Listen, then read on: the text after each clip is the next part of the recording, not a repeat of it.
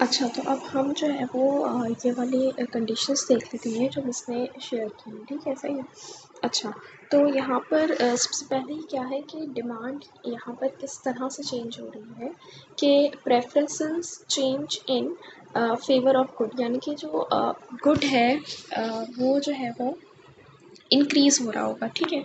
तो डिमांड जो है वो हम कैसे देख रहे होंगे कि मतलब in preferences change in favour of good का मतलब ये है कि जो चेंज ऑफ गुड है वो क्या हो रहा होगा, वो इन फेवर ऑफ गुड हो रहा होगा जो चेंज है, ठीक है। यानी कि चेंज मतलब कि गुड जो है वो इंक्रीज़ हो रहा होगा, ठीक है।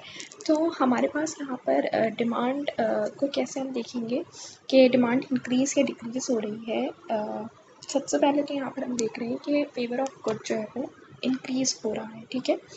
तो अगर वो इंक्रीज़ हो रहा है तो हमारे पास जो डिमांड है वो भी इंक्रीज़ होगी, ठीक है। लेकिन हम यहाँ पर साइड में ये भी लिखा हुआ है कि सप्लाई जो है वो सप्लाई भी क्या हो रहा है हमारे पास, इंक्रीज़ इन इनपुट प्राइसेस, यानी कि हमारे पास जो इनपुट प्राइसेस है वो इंक्रीज़ हो रही है। यानी कि यहाँ पर जो डिमांड है वो भी इंक्रीज़ हो रही है, ठीक है। डिमांड भी इंक्रीज़ हो रही है यहाँ पर, ठीक है। डिमांड भी इंक्रीज़ हो रही है यहाँ पर। तो यहाँ पर हम कह रहे हैं कि डिमांड इंक्रीज़ हो रही है,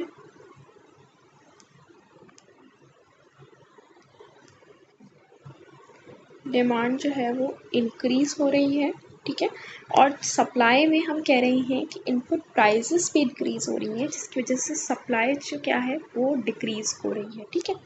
अब दूसरा हम देख लेते हैं कि इन सब में हमें ये तो पता चल गया कि डिमांड क्या होगी, इंक्रीज़ होगी, ठीक है, इंक्रीज़ होगी। इन सब में डिमांड जो है वो इंक्रीज़ होगी, ठीक है। अच्छा, उसके बाद यहाँ पर सप्लाई में जो चेंजेस आ रहे होंगे हम वो देख लेते हैं कि अब डिक्रीज़ इन इनपुट प्राइसेस, इनपुट प्राइसेस में अगर डिक्रीज़ आ गया है तो क्या होगी, सप्लाई इंक्रीज़ हो जाएगी। टेक्नोलॉजिकल इन्वेस्टमेंट में अगर इंक्रीज़ आया है, टेक्नोलॉजिकल एडवांसमेंट अगर इंट्रोड्यूस हुई है तो उसकी वजह से भी सप्लाई इंक्रीज़ होगी, ठीक है। टैक्स इंक्रीज़ हुआ है तो सप्लाई क्या होगी, डिक्रीज़ होगी। टैक्स डिक्रीज़ हुआ है तो सप्लाई क्या होगी, इंक्रीज़ होगी। सब्सिडी इंक्रीज़ होगी, सब्सिडी वो बेनिफिट होता है जो गवर्नमेंट की तरफ से किसी भी प्रोडक्शन इंडस्ट्री या फिर फर्म को दिया जाता है। तो सब्सिडी इंक्रीज़ होगी तो जाहिर सी बात है सप्लाई इंक्रीज़ होगी। सब्सिडी इंक्रीज़ होगी तो जाहिर सी बात है सप्लाई डिक्रीज़ होगी। Increase in number of sellers, अगर सेलर्स के नंबर ज़्यादा होंगे तो जाहिर सी बात है वो ज़्यादा से ज़्यादा प्रोडक्शन करेंगे, ज़्यादा से ज़्यादा सप्लाई करेंगे, यानी कि इंक्रीज़ होगी सप्लाई, ठीक है।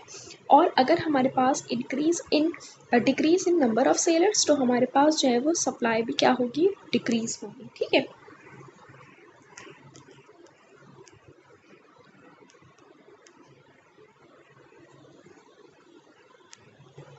अच्छा जी, उसके बाद अब हमारे पास यहाँ पर जो है वो आगे क्या कंडीशन है यहाँ पर।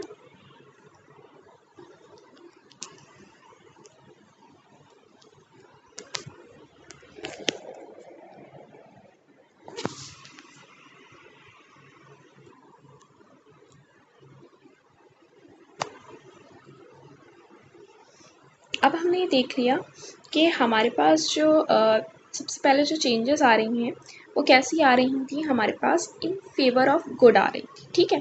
अब हम देखेंगे अगेंस्ट द गुड कैसे आती हैं हमारे पास, ठीक है। तो अगेंस्ट द गुड यानी कि अब हमारे पास जो गुड है वो हमारे पास क्या हो रहा है, पहले हमारे पास गुड जो है वो इंक्रीज़ हो रहा था, ठीक है।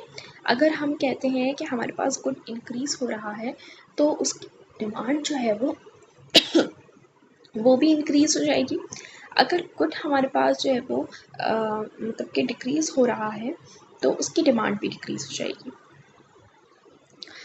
तो अब हमारे पास जो डिमांड है वो क्या हो रही है, वो हो रही है डिक्रीज़ हो रही है, ठीक है। डिमांड जो है वो क्या हो रही है, डिमांड जो है वो हमारे पास यहाँ से लेकर यहाँ तक डिमांड क्या हो रही है, डिक्रीज़ हो रही है, ठीक है, डिक्रीज़, ठीक है। अच्छा, अब हमारे पास जो सप्लाई की जो कंडीशंस हैं हमने ये देख लिया कि अब इन सब में जो है वो डिमांड तो डिक्रीज़ होगी, इन सब में डिमांड डिक्रीज़ होगी। अब हम इनको देख लेते हैं कि इनमें क्या चेंजेस आएंगे, ठीक है। तो इनमें क्या चेंजेस आएंगे हमारे पास? सबसे पहले तो हम देखते हैं कि यहाँ पर कह रहे हैं कि इंक्रीज इन इनपुट प्राइसेस। वही बात हो गई, अगर इंक्रीज इनपुट प्राइस में इंक्रीज होगा तो सप्लाई डिक्रीज होगी। Decrease in input prices, decrease in input prices होगा तो सप्लाई इंक्रीज हो जाएगी। टेक्नोलॉजिकल एडवांसमेंट बढ़ेगी तो सप्लाई भी बढ़ जाएगी। टैक्स इंक्रीज होगा तो सप्लाई डिक्रीज होगी। टैक्स डिक्रीज होगा तो सप्लाई इंक्रीज होगी। सब्सिडी मैंने अभी ऊपर बताया कि सब्सिडी क्या होता है। सब्सिडी इंक्रीज होगा तो सप्लाई इंक्रीज होगी, सब्सिडी डिक्रीज होगा तो सप्लाई डिक्रीज होगी। बिल्कुल ऊपर वाली ही बातें हैं, ठीक है। यहाँ तक जो है वो बिल्कुल ऊपर वाली ही बातें हैं, ठीक है। तो हम क्या कह रहे हैं कि हमारे पास यहाँ तक जो है वो चीज़ें सिमिलर हैं। अब हम आगे देखते हैं। तो आगे हमारे पास जो है वो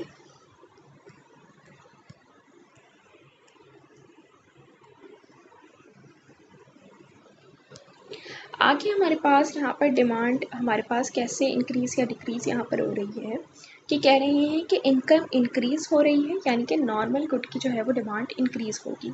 तो अब हम ये कह सकते हैं कि इन सारी कंडीशंस में हमारे पास जो है वो क्या होगा, यहाँ पर हमारे पास जो डिमांड है वो इंक्रीज़ होगी, ठीक है। क्योंकि नॉर्मल गुड की जो क्या बोलते हैं इनकम इंक्रीज़ हो रही है, तो नॉर्मल गुड की जो डिमांड है वो इंक्रीज़ होगी। मैंने पिछली वीडियोस में बताया है, ठीक है।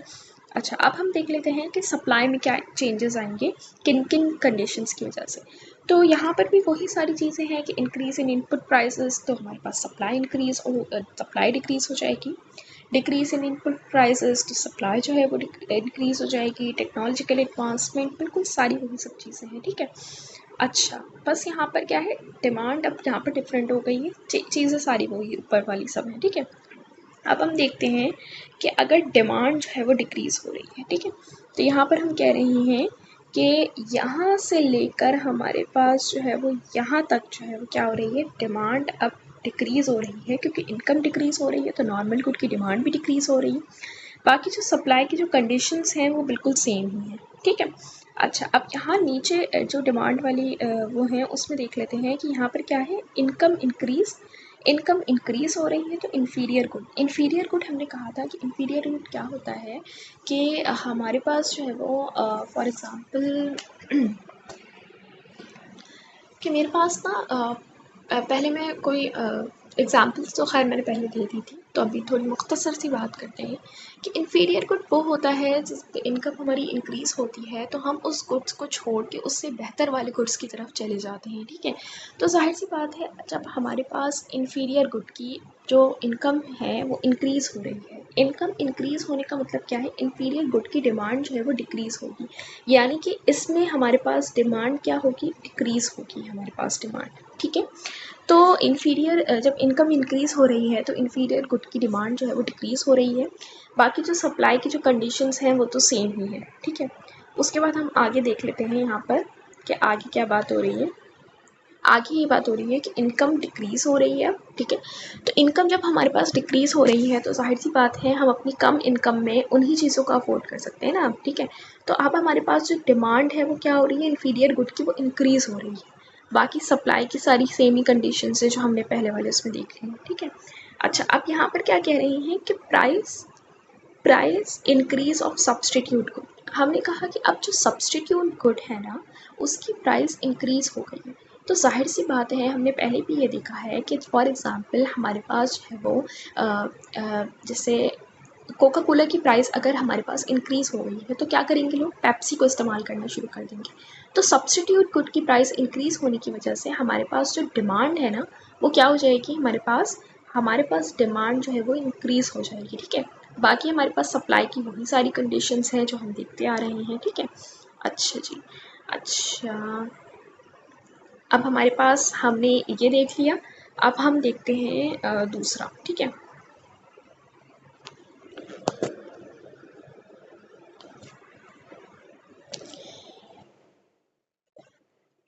अच्छा, अब बात यहाँ पर हो रही है कि जो प्राइस है, हमने ये देख लिया कि जब सब्स्टिट्यूट गुड की जो प्राइस है वो इंक्रीज़ होगी तो हमारे पास जो है वो जो डिमांड है वो हमारे पास क्या होगी, वो हमारे पास इंक्रीज़ हो जाएगी। अब देखते हैं सब्स्टिट्यूट गुड की अगर प्राइस जो है वो डिक्रीज़ हो रही होगी, तो सब्स्टिट्यूट गुड की प्राइस डिक्रीज़ होने पर जो डिमांड है वो हमारे पास क्या हो जाएगी, वो कम हो जाएगी। ठीक है, जैसे सब्स्टिट्यूट गुड कोका कोला की प्राइस अगर डिक्रीज़ हो रही है तो लोग पेप्सी को जो है वो कम उसकी डिमांड करेंगे, कोका कोला की ज़्यादा करेंगे, तो डिमांड क्या होगी, डिक्रीज़ हो गई हमारे पास डिमांड। और बाकी सारी कंडीशंस जो हैं वो सप्लाई की तो वो सेम ही हैं। ठीक है, उसके बाद हम कह रहे हैं कि अब जो प्राइस है वो कॉम्प्लीमेंट्री गुड की क्या हो चुकी है, वो इंक्रीज़ हो चुकी है। अगर कॉम्प्लीमेंट्री गुड की प्राइस इंक्रीज़ हो चुकी है तो उस गुड की जो डिमांड है वो भी कम हो जाएगी, तो यहाँ पर भी हमारे पास क्या हो रहा है, डिमांड कम हो गई।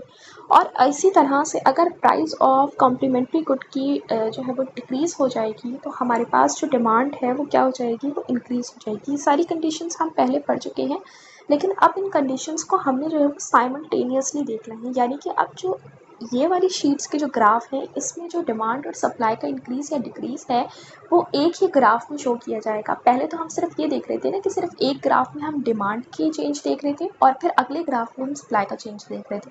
फिर हमने जो लास्ट क्लास के ग्राफ डिस्कस किए उसमें डिमांड और सप्लाई का हमने जो है वो बराबर दोनों का साथ साथ चेंज लेकर हम चले हैं, तो बिल्कुल उसी तरीके से हमारे पास इस वाले ग्राफ बनेंगे, ये वाले ग्राफ। ठीक है, अब हम कह रहे हैं कि इंक्रीज़ इन पॉपुलेशन, अगर पॉपुलेशन हमारे पास इंक्रीज़ हुई है तो जाहिर सी बात है डिमांड भी तो इंक्रीज़ होगी ना। ठीक है, और इसी तरह अगर पॉपुलेशन डिक्रीज़ हो रही है तो डिमांड भी डिक्रीज़ होगी हमारे पास। ठीक है, बाकी सारी जो सप्लाई की कंडीशंस हैं वो थ्रू आउट सेम ही चलती आ रही हैं। ठीक हो गया।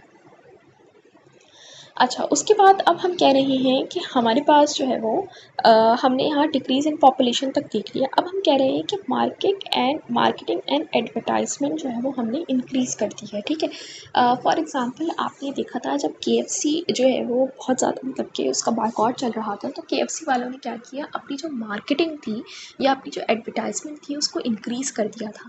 अब जब जाहिर सी बात है मार्केटिंग या एडवर्टाइजमेंट इंक्रीज़ होगी तो लोग ज़्यादा से ज़्यादा देखेंगे, तो डिमांड क्या होगी हमारे पास, डिमांड ऑटोमेटिकली क्या होगी, इंक्रीज़ हो जाएगी हमारे पास। ठीक है, और जो हमारे पास यहाँ पर सप्लाई वाली कंडीशंस हैं वो तो सेम ही है।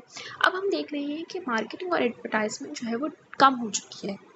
फॉर एग्ज़ाम्पल अगर किसी लोगों को अगर उस प्रोडक्ट के बारे में पता ही नहीं चल रहा तो वो उसकी डिमांड कैसे करेंगे, तो डिमांड यहाँ पर क्या हो जाएगी, यहाँ पर डिमांड जो है वो डिक्रीज़ हो जाएगी और बाकी जो हमारे पास कंडीशन है सप्लाई की वो तो सेम ही है।